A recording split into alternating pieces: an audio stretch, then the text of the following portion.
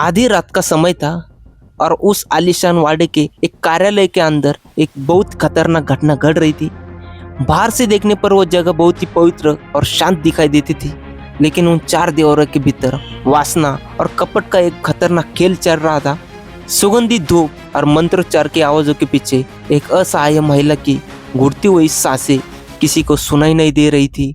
श्रद्धा का मुखौटा पहनकर बैठा हुआ वो शिकारी अपनी तथाकथित दैवी शक्तियों का झूठा डर पैदा करके एक महिला को अपने जाल में फंसा रहा था। विश्वास के नाम पर उसने उस महिला को नशीला पदार्थ दिया, जिससे उसकी ताकत धीरे धीरे कम होती गई।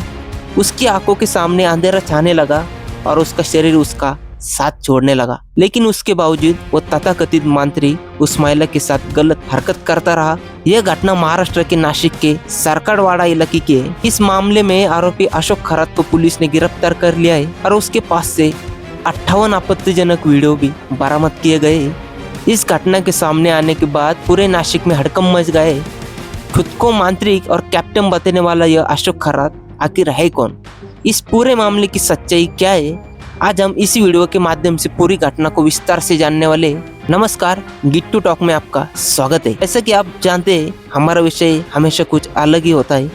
नासिक के प्रसिद्ध ज्योतिष अशोक खरात और कैप्टन को एक 35 वर्षीय महिला के साथ गलत काम करने के आरोप में गिरफ्तार किया गया। पुलिस की जांच में 58 आपत्तिजनक वीडियो मिलने के बाद इस मामले ने और भी गंभीर रूप ले लिया है और पूरे नासिक में इसकी चर्चा हो रही है। सबसे पहले जानते हैं कि आखिर यह पूरा मामला क्या है। मीडिया रिपोर्ट्स के अनुसार खुद को कॉस्मोलॉजी एक्सपर्ट और भविष्य बताने वाला अशोक खरात खुद को ज्योतिष का बड़ा जानकार बताता था। वो यह दावा करता था कि उसने कोई बड़े राजनीतिक नेताओं और मंत्रियों का भविष्य बताया है, जिसके चलते समाज में उसका एक अलग ही प्रभाव और दबदबा बन गया था। इसी कैप्टन नाम की पहचान का इस्तेमाल करके उसने एक महिला को अपने जाल में फंसा दिया। पीड़ित महिला के अनुसार यह सिर्फ एक बार की घटना नहीं थी, बल्कि लंबे समय से उसका शारीरिक और मानसिक शोषण किया जा रहा था। शुरुआत में आरोपी ने महिला का विश्वास जीतने के लिए उसकी जिंदगी की समस्याओं को दूर करने का झूठा भरोसा दिलाया और बाद में उसी का फायदा उठाकर उसके साथ गलत व्यवहार किया। इसके बाद नासिक क्राइम ब्रांच के यूनिट 1 ने मामले की बहुत ही गुप्त तरीके से जांच की और आखिरकार आज सुबह करीब 3 बजे अशोक खरात को गिरफ्तार कर लिया गया। अब सवाल ये है कि आखिर अशोक खरात कौन है? अगर उसके अब तक के जीवन पर नजर डालें तो उसका सफर बहुत ही चौंकाने वाला है। एक तरफ वो मर्चेंट नेवी का अधिकारी रहा है और दूसरी तरफ उसने खुद को एक आध्यात्मिक गुरु और मांत्रिक रूप में पेश किया। बताया जाता है कि उसने मर्चेंट नेवी में करीब 22 साल तक काम किया और इस दौरान उसने 150 से ज्यादा देशों की यात्रा करने का दावा किया।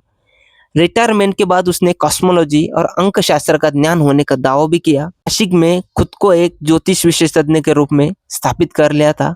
उसकी पहचान का सबसे बड़ा हिस्सा था सिन्नर तालुका के मीरगांव में स्थापित श्री ईशानेश्वर मंदिर और उससे जुड़ा शिवानिक ट्रस्ट। वजह से उसे समाज में एक राजनीतिक गुरु के रूप में भी जानने लगा। बताया जाता है कि नवंबर 2022 में महाराष्ट्र के मुख्यमंत्री एकनाथ शिंदे ने भी इस मंदिर का दौरा किया था और अशोक खरात से मुलाकात भी की थी। इसके बाद वो और भी ज्यादा चर्चा में आ गया। केवल राजनेता ही नहीं, बल्कि कई बड़े उद्योगपति, सेलिब्रिटी और प्रभावशाली लोग अपनी समस्याओं का समाधान ढूंढने के लिए उसके पास जाते थे। यही हाई प्रोफाइल पहचान उसके लिए एक ढाल बन गई थी, जिसके पीछे वह अपने गलत काम करता रहा।